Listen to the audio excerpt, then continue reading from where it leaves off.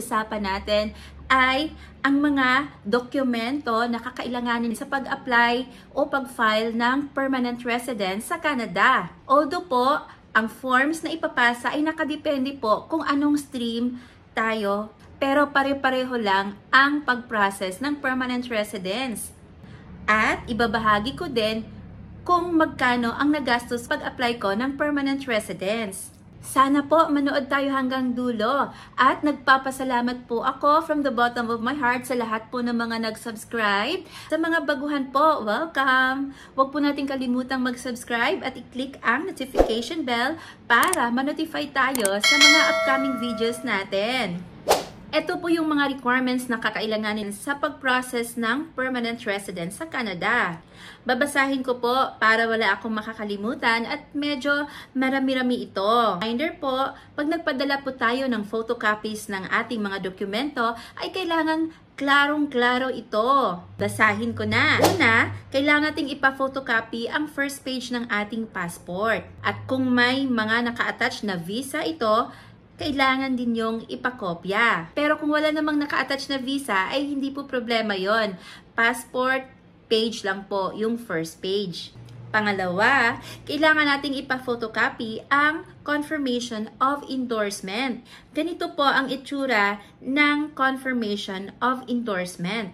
Tayo po ay nagpa-assess kung saang ECA organization po, like WES, ay ipa-photocopy din natin to at isasama natin sa pag-submit. Ang kasunod po ay ang Proof of Language Proficiency. Ito po yung IELTS. Pero sa IELTS po, kailangan pong ipasa ang original. Sunod ay ang Proof of Relevant Work Experience natin.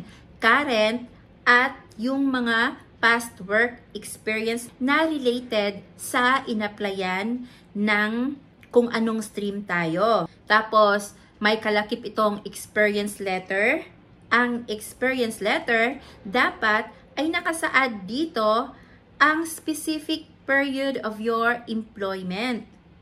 To at from, and description of your main responsibilities, and your total annual salary and benefits, and the number of hours you work per week. Meron din itong employer's name, signature, full address, telephone number, email address if applicable po. Ipapadala din natin ang ating work or employment contract. Sa UAE po, meron pong labor contract at saka labor card.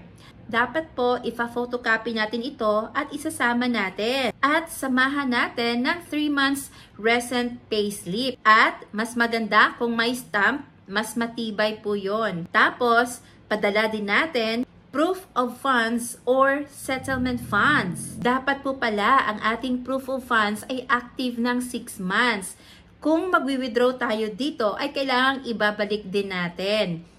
At ang proof of funds, dapat sundin natin kung magkano ang halimbawa kung ilan tayo sa pamilya, required ng immigration. Pero ang nangyari sa akin ay 3 months active lang yung account ko sa bangko. Pero okay naman, wala naman pong naging problema. Ang kailangan lang naman po dyan ay bank certificate. Isasama din natin ang mga photocopies ng ating mga birth certificates dito. Pag tayo ay may asawa, marriage contract naman. Pag widowed naman, isasama ang death certificate. Basahin ko na lang to sa marriage certificate kasi connected po to. So sa marriage certificate, if applicable, final divorce or annulment certificates. If married more than once, include certificate from each marriage and divorce or annulment you and your spouse or common law partner have had. Tapos, yung mga national IDs natin, kung saang bansa man tayo. Tapos, yung mga children information natin, tulad ng mga birth certificate nila, at kailangang may tatak ng NSO ito or PSA. Tapos, yung police certificate. Kahit saang bansa po tayo nakatira ng more than 6 months, ay kailangan natin kumuha ng police certificates. Pag halimbawa po ay nahirapan tayo na kumuha ng police clearance sa kung saang bansa tayo nanggaling, Ang gagawin lang po natin ay punta po tayo sa Philippine Consulate at kumuha tayo ng power of attorney.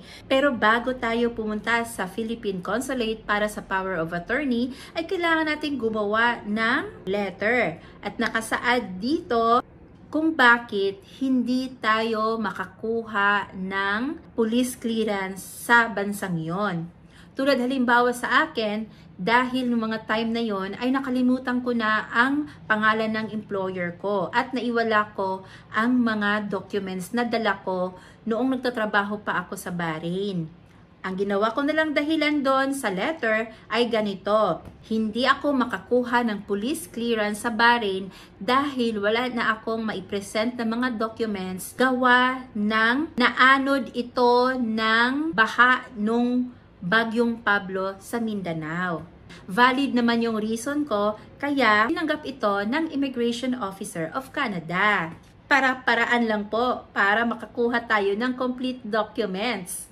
Tapos po ay ito po yung tamang measurement ng photograph na kailangan nating ipasa sa Immigration of Canada. 2 kopya ng photos for each member of the family po. At dapat taken ang photos within 6 months before application submission. At sa likod ng photo ay write your name and date of birth. I-screenshot ko po yung complete details ng photos para po mag-guide tayo ng maayos.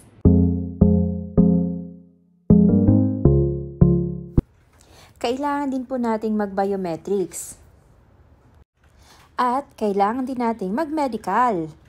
Huwag po pala natin kalimutang ilakip ang official receipt na nagbayad tayo ng application natin sa permanent residence. Sana po nakatulong ang video na to at may natutunan tayo dito kahit konti. Maraming salamat po sa pagpapanood. Good luck po and God bless. Ingat po. Bye!